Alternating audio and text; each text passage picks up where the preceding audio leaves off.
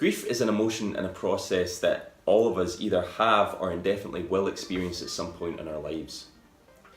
When we lose someone or something, we experience a process of grief. But what do we mean by the term grief, and how exactly do people experience it? Hi guys, I'm Fraser from GetPsyched, and today I'm teaming up with Instinct Counselling, and today I'm going to be looking at just that. I'm going to be looking at the concept of grief and the different stages of grief.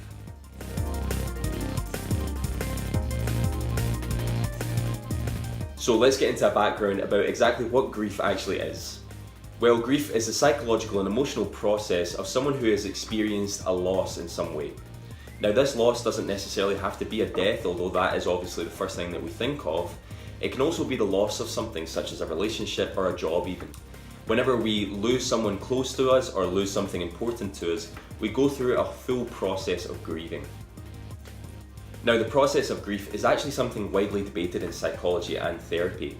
Grief is very subjective, and although there is a cycle of grief and different stages of grief, everybody experiences those stages differently and in different orders, so that's something to bear in mind when listening to this content. Another thing to bear in mind is that there actually is a debate within psychology as to whether there really are stages of grief or not. Some argue that Kubler-Ross, who identified the stages of grief, wasn't actually talking about grieving in a sense of losing someone or something. Instead, what he was talking about was grieving in the sense of coming to reality of our own mortality. However, many psychologists, therapists, and theorists still utilize and practically implement the stages of grief to great effect. I, for one, really would argue for the stages of grief in any form of grieving. There really is a practical application psychologically and therapeutically, even emotionally, for the stages of grief. So let's get into it. Let's take a look at denial first. Now, this is a stage of denial where initial trauma really does happen. So I know I already said to you about the subjectivity of the stages of grief, but more often than not, denial will be the first stage. So what is denial? Well, denial fundamentally is denying to ourselves that the event actually happened or not. Often is the case with the loss of a loved one, we trick ourselves or we pretend to ourselves that this actually hasn't happened. Now, this process of denial is subconscious fundamentally, and in truth it sounds a little bit strange and abstract that we can deny to ourselves that such a traumatic event has happened, but it does have therapeutic benefits for ourselves. First of all, that denial cushions the initial blow of that trauma. So when we experience a death, for example, we initially feel major shock, but by denying that shock, we don't experience it to its fullest extent initially. If we didn't have that denial, then we would have to experience all of the emotions of that loss immediately, and that could be really difficult to handle. The next stage I'm going to look at is anger. Now, again, anger might seem like a negative stage to go through during the grieving process, but again, it has real therapeutic value. Anger is a perfectly normal and understandable emotion to experience after the loss of someone or something important to us. If we have that focal point of anger towards somebody or something for losing whatever it is that we've lost, we have a focal point for our grieving, we have a focal point for our aggression, and we're able to outlet that.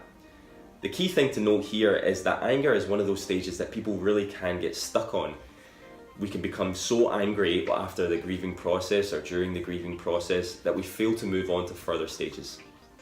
Another thing to note here is that we need to experience that anger in order to move on to the grieving process. Like I've said, we can't experience it so much that we get stuck in it, but we do need to experience it to some extent. The next stage to look at is bargaining. Now, bargaining can come in many different forms. We can bargain with higher power, with other people, as to try and get that loved one or that thing back that we've lost. We can also bargain with ourselves and argue with ourselves, if I had done this or hadn't done that, then this wouldn't have happened.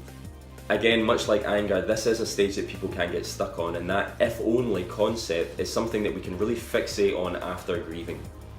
Another thing to point out about bargaining is that it's a stage that we can often go back to. These stages of grieving are not linear. We do not experience them one after the other in a set format and then we're done with grieving. We can often go back to stages, and bargaining is one of those stages that people really do go back to a lot, thinking of that if only concept. If only I had done this, if only that person had done that, then everything would be okay. Yes, there's therapeutic value in the stages of grieving, in the bargaining stage of grieving as well, but it is dangerous and it can be that we can get stuck in that stage. The next stage of grieving that I want to talk about is depression.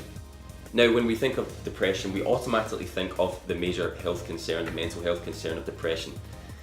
And these have very similar connotations, of course, to the grieving process. Being upset and emotional is, of course, a natural experience to have after losing someone or something. That outpouring of emotion can have real therapeutic value again. Leaning on someone, being upset, expressing that emotion of that loss can do really good things for us. As difficult as this stage is, we do get closer to that stage of acceptance after we've experienced depression. The final stage of the grieving process is acceptance.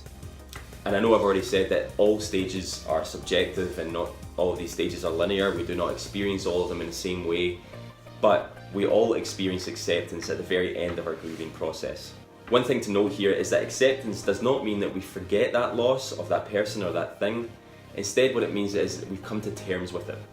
We may still experience bargaining, we may still experience anger and depression. This is of course normal, even years after a loss. But acceptance means that we get back to a position where we can start to live our lives again after that loss.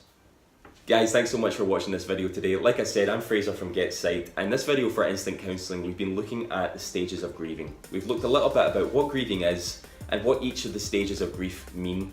We've looked at the subjective nature of each of the stages, and we've looked at the final stage of acceptance and moving on from that grieving process. Thanks so much for watching this video today, guys, and I hope you enjoyed.